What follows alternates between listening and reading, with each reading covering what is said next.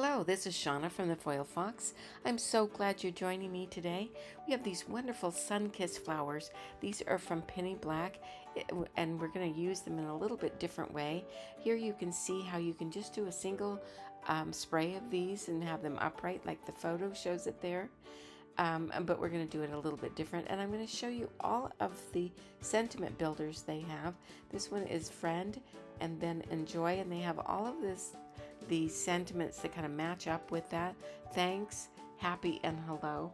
And so you kind of have a whole array of different sentiments that you can use when you use one of those builders. I put those all in there just so that you can get a look at all the possibilities. For the paper, I'm just using hot press paper and a white cardstock. This paper happens to be 4.5 by 6. I love that size. It's just a little bit smaller than 5 by 7 and a little bit bigger than an A2. So for my inks, I have saltwater taffy that I'm starting out with, and as you saw, I had a few Tombow pens of the greens off to the side, and I have my spritzer and I'm spritzing this. I have this all positioned in here so that it's kind of going diagonally. I'm going to put a little bit more of saltwater taffy. Then down at the bottom, I'm using abandoned coral. I have the list of the colors off to the side there. And I'm going to use a little bit of festive berry too. And spritz those just to make them a little bit moist, not to drown them, but to make them a little bit moist. And then I'm going to take my brush that's just a little bit damp, and I'm going to just blend out the ink so that it looks like a little bit smoother transition. And I have a tissue in my hand. I always have one when I do this because I can just blot off whatever if it gets to be a little more intense than I want. And remember, when you're using watercolor inks like this or just watercolor, it does dry back. When it dries, it does dry a little bit lighter. Now I add a little bit of festive berry at the bottom, and now I'm bringing in the greens. One of my two favorite combinations are crushed olive, which I'm using here, and peel paint, which I'll use a little bit of that. You can see how am using the tissue to just blot off anything that I don't want. Here I'm using a little bit of peeled paint. The thing is that as you can see, I'm using these mini ink cubes, and I really like them because for this kind of work, actually, because you can get into the small areas. I have listed in the supply list both the regular size and the minis, just so that you can decide what you like. I happen to like, for this project, I like to have the minis. They're easier to use. And so now I've moved it around. You have to kind of move the stamp around, and sometimes your paper, to get it to fit in there just right once you want to move it. Now keep in mind, be sure that your flowers, that first set, is exactly the way you want it, because once you move it, you'll never get it back to the same place. So make sure it's exactly the way you want it, and then move it and stamp it again. So you can see this is the second time I've moved it.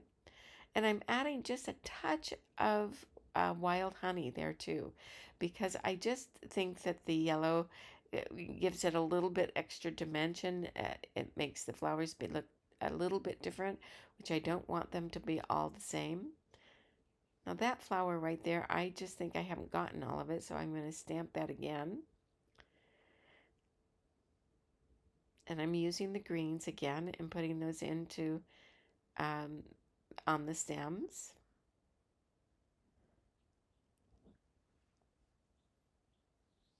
And once I feel like that I have that just the way I want it, and I'm using the brush too to smooth them out if I feel like I need to. Now see how I've moved the paper because I need to, and my positioner. Everything gets moved around as well as the stamp.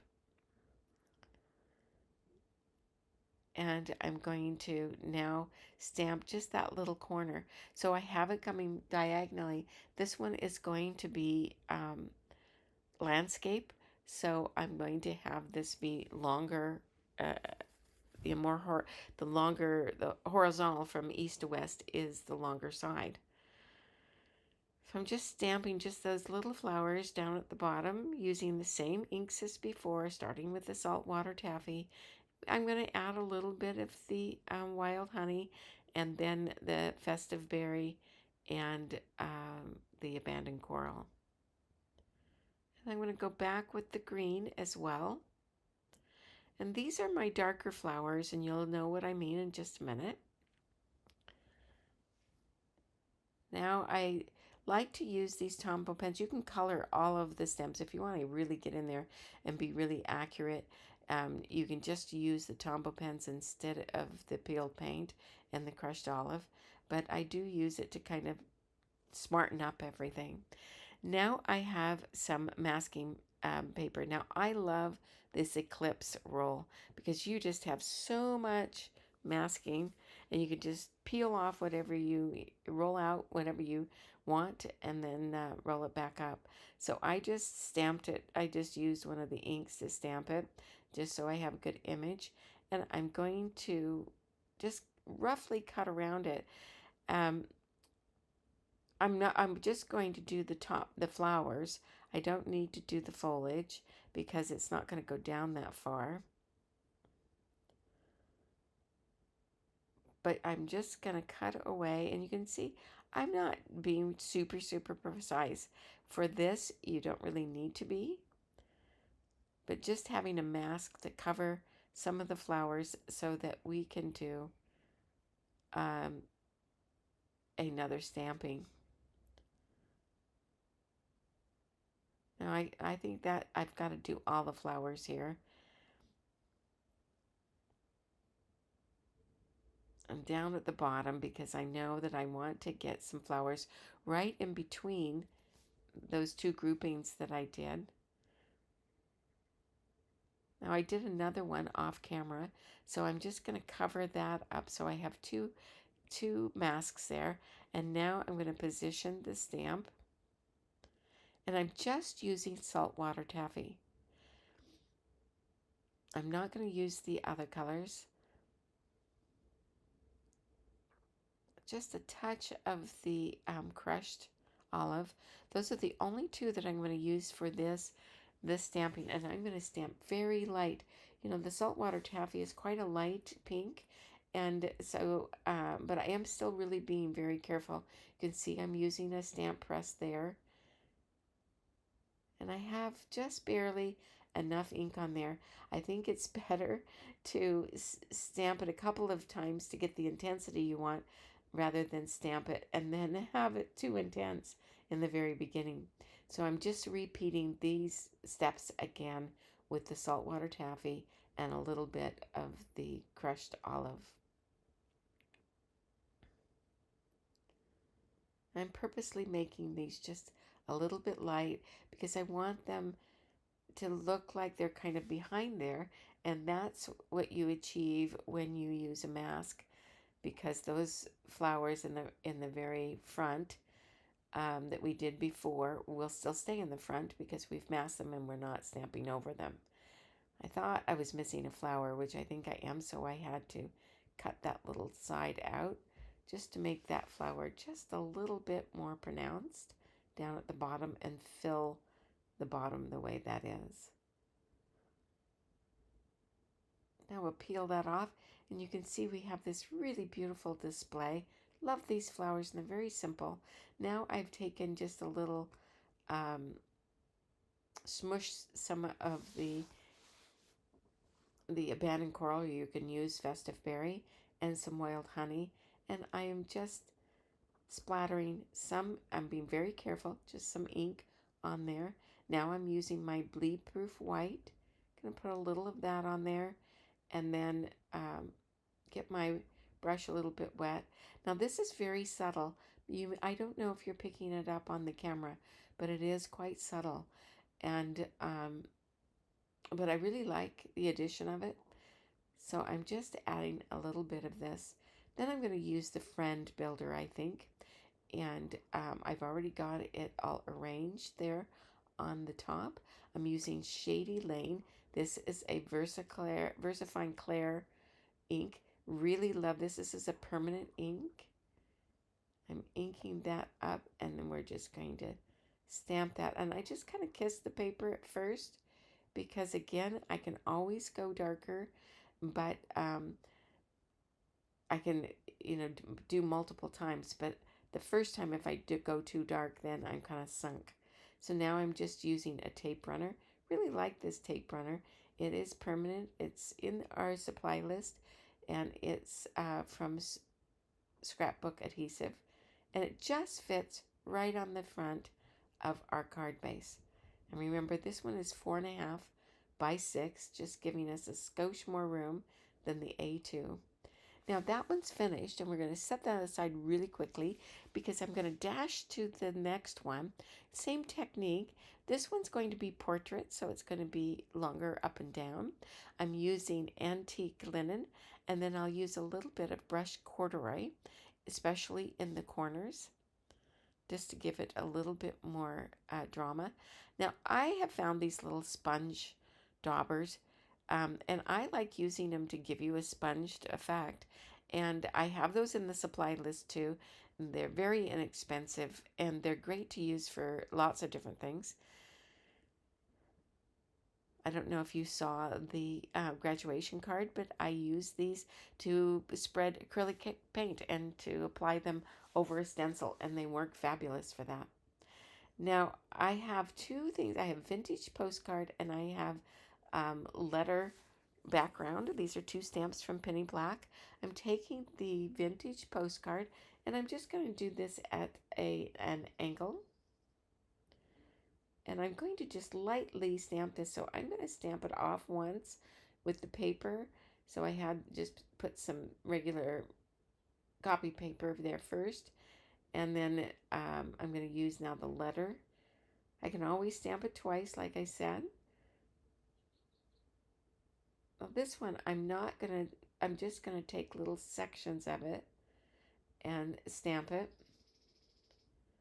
And now that I have those stamped, and they're just quite subtle, but they're still there, I'm going to take the same the Sunkissed flower stamp that we had before, and I'm using scattered straw and a little bit of wild honey. Scattered, and then we're going to just add just a little bit of abandoned coral. You can use saltwater taffy in here too. Actually, I think that it was worn lipstick because I wanted just a little bit of warm pink. I used very little of it.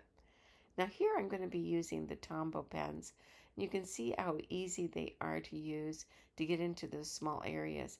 So if you want to skip the crushed olive or the peeled paint, you can do that and just use a couple of green Tombow pens. I use a lighter green and a darker green. It's not any more complicated than that. It's great to have some Tombow pens. They're water-based, and they act a lot like watercolors. Now I've moved my stamp again, just like I did in the first one, and I'm moving it around, getting the spray kind of going downward. So these are just a couple, I'm just demonstrating a couple of cards fronts that how you can use this stamp in just positioning it a little bit differently to give you a different look. I'm just spreading this ink out a little bit.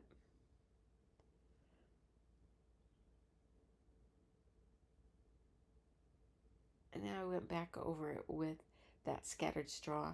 I'm going to use scattered straw again. I really like the scattered straw. It's a very nice mellow yellow. Now this is the worn lipstick, just a touch of that.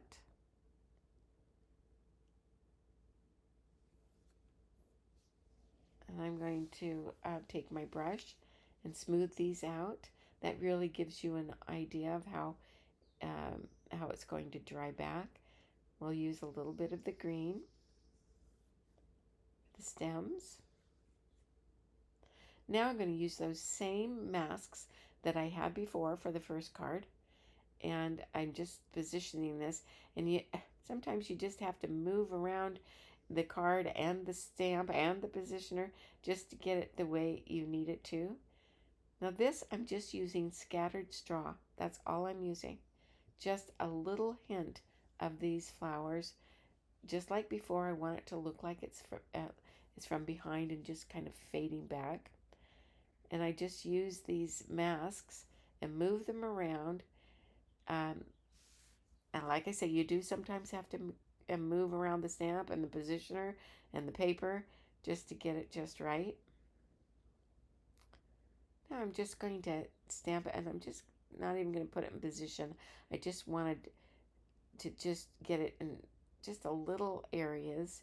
So I'm just going to just push it down with my hand.